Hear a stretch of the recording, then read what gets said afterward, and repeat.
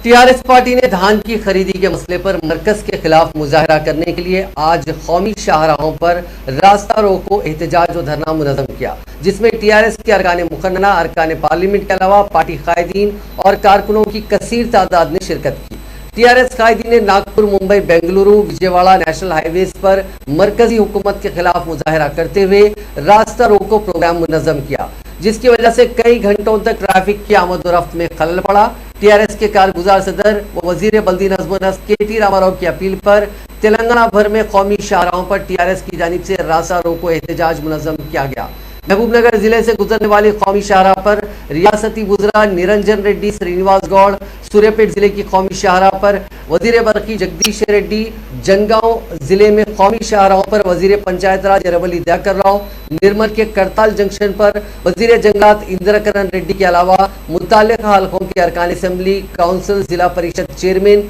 और दूसरों ने शिरकत करते हुए काफी देर तक सड़क पर बैठ गए और धान की खरीदारी का मरकजी हुकूमत से मुतालबा किया। निर्मल के करताल के पास नागपुर कौमी शाहराह पर रास्ता रोको प्रोग्राम में शिरकत करने वाले किसानों और टीआरएस के कारकुनों से खिताब करते हुए इंदिराकरण रेड्डी ने कहा कि धान की मुकम्मल खरीदारी तक बीजेपी हुकूमत के खिलाफ इसी तरह आवाज उठाई जाएगी।